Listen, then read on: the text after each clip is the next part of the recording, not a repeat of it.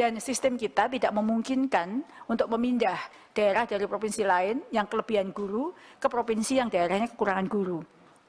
Jadi memang dibatasi ruang lingkupnya satu provinsi, sehingga tidak ada, jika dimungkinkan untuk pindah dan mengundang kesediaan bagi guru-guru itu untuk mengisi daerah lain, itu masih dimungkinkan, karena memang di provinsi lain kelebihan, di sana kekurangan. Terima kasih Pak Menteri. Bapak Ibu pimpinan dan anggota yang saya hormati, terima kasih untuk beberapa saran dan masukan dan beberapa pertanyaan. Saya akan mengklarifikasi beberapa saja dari yang tadi disampaikan oleh pimpinan pada saat pembukaan. Ada beberapa pertanyaan yang bisa saya jawab langsung, kemudian ada yang harus kami tindak lanjuti dalam bentuk tertulis berikut.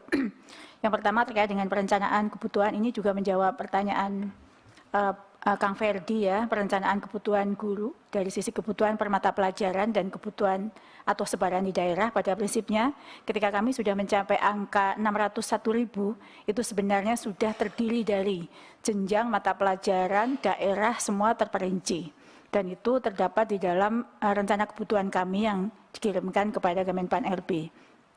Terkait dengan data per daerah akan kami kirimkan kemudian begitu.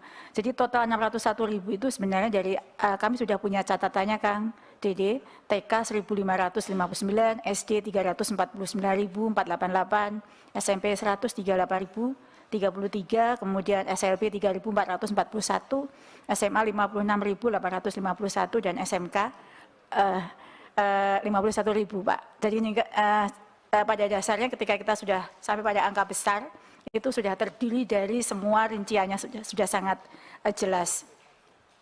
Kemudian untuk terkait dengan pertanyaan terkait dengan kepastian pendanaan atau gaji dan tunjangan bagi guru yang telah lulus P3K tahun 2000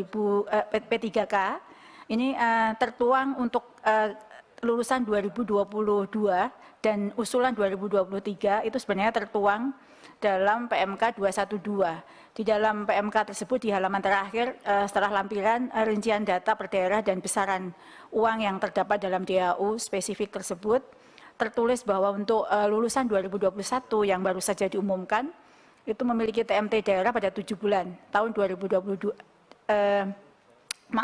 Untuk yang lulusan tahun 2022 itu dihitung sebanyak 9 bulan gaji dan tunjangan melekat 9 bulan gaji untuk yang 2022. Kemudian untuk yang 2023 yang seharusnya akan dilaksanakan di bulan depan ini, mereka diperhitungkan 3 bulan gaji, itu TMT-nya. Sedangkan untuk yang 2021 yang lalu, itu memiliki TMT rata-rata karena untuk 2021 tidak tertulis secara spesifik di dalam Peraturan Menteri Keuangan, maka pada kami mengambil angka rata-rata, TMT-nya adalah 7 bulan pada tahun 2022, kemudian masa kontrak perjanjian itu adalah di daerah masing-masing. Jadi dimulai dari 1 tahun, 2 atau 5 tahun. Kami sampai saat ini belum mendapatkan data apakah berapa tahun kontrak masing-masing yang lulus tahun 2021 tersebut. Sebenarnya kami sudah titip pesan kepada Bu Agustina ya terkait dengan kemungkinan untuk merevisi PP 49 tahun 2018 agar guru P3K tidak lagi perlu perpanjangan kontrak supaya kita bisa menyelesaikan setiap episode yang kita selesaikan setiap tahun itu tidak perlu lagi kita melihat apakah di tahun depan diperpanjang atau tidak. Kemudian terkait dengan evaluasi yang apakah sudah dilakukan evaluasi terkait dengan seleksi ASN P3K dari tahun ke tahun. Pada prinsipnya kami bersama Pan RB dan Panselnas melakukan evaluasi sehingga ada perubahan mekanisme setiap tahun. Perubahan mekanisme ini sebenarnya bagian dari evaluasi yang sudah dikerjakan. Tadi Pak Deputi sudah menyampaikan bahwa kemudian ada observasi dan lain sebagainya, perubahan yang tertuang dalam Permen Pan RB maupun Juknis Permendikbud itu adalah dasar dari evaluasi yang kita lakukan. Kemudian terkait dengan pertanyaan apakah ada bagaimana terobosan tadi sudah disampaikan oleh Pak Menteri. Begitu Kang Ferdi, nanti data ada sudah saya sampaikan, jika untuk membreakdown sampai ke tiap jenjang dan daerah, kami perlu waktu 1 minggu untuk mengirimkan kepada Bapak. Kemudian untuk Pak Hairul Amri dan Pak Nur Promosidi, terima kasih untuk masukannya. Jadi karena memang saat ini dengan kerjasama yang baik dengan KL lain, itu sudah banyak formasinya, 278.000. Namun memang kami masih perlu satu ronde lagi dan permohonan kami sudah diterima oleh Pak Deputi untuk dibuka lagi agar bisa mengakomodir lebih banyak lagi P1, sehingga tidak ada lagi yang tersisa. Sedangkan ini sekaligus terkait dengan jawaban kepada Kang Dede, untuk yang kemarin dibatalkan, itu sebenarnya bagian dari P1 yang secara keseluruhan memang harus kita tuntaskan. Oleh karena itu, karena masih ada kira-kira 26.000 lagi yang belum terakomodir dari usulan 2023 ini, kami memohon kesediaan untuk dibuka kembali untuk usulan formasi berikutnya. Kemudian untuk Pak Andi, tadi ada pertanyaan, mengapa mereka mengundurkan diri. Jadi kami memang tidak mendapatkan data alasan mereka mengundurkan diri, tapi berdasarkan ini pendapat pribadi, kemungkinan mereka memang mendapatkan pekerjaan yang lain, atau ada kemungkinan mereka ada yang tidak mau ditempatkan di daerah lain. Itu sudah ada yang masuk alasan yang satu adalah itu. Sehingga untuk tidak ditempatkan di daerah lain, mereka memilih untuk mengundurkan diri.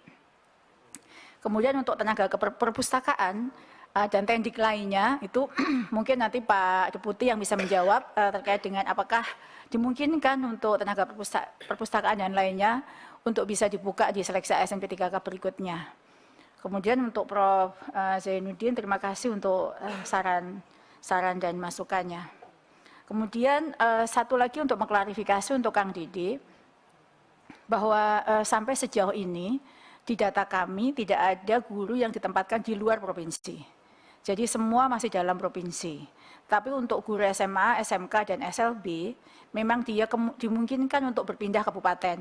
Karena kewenangan untuk SMA, SMK, dan SLB adalah satu provinsi. Tapi kalau untuk ditempatkan di luar provinsi, memang tidak ada. Jika memang ada, mohon kiranya datanya itu bisa kami terima, sehingga kami bisa cek. Terima kasih Pak Menteri, mungkin itu tambahan informasi dari saya. Jadi kalau untuk daerah timur, memang kenapa ada formasi yang banyak yang tidak terisi? Yang pertama memang guru non-ASN-nya sedikit yang ada di sana. Sehingga ketika kita buka untuk P1 sudah terakomodir, P2, P3 sedikit. Sehingga kita buka untuk pelamar umum. Pelamar umum itu dites melalui tes. Dan kami memberikan afirmasi 100% bagi mereka yang punya sertifikat pendidik. Dan ketika mereka masuk melalui jalur ujian itulah memang tidak terisi. Tapi pada prinsipnya memang karena tidak tersedia guru di sana. Dan sistem kita tidak memungkinkan untuk memindah daerah dari provinsi lain yang kelebihan guru ke provinsi yang daerahnya kekurangan guru. Jadi memang dibatasi ruang lingkupnya satu provinsi. Sehingga tidak ada, jika dimungkinkan untuk pindah dan mengundang kesediaan bagi guru-guru itu untuk mengisi daerah lain, itu masih dimungkinkan. Karena memang di provinsi lain kelebihan, di sana kekurangan. Begitu Pak Adi, terima kasih.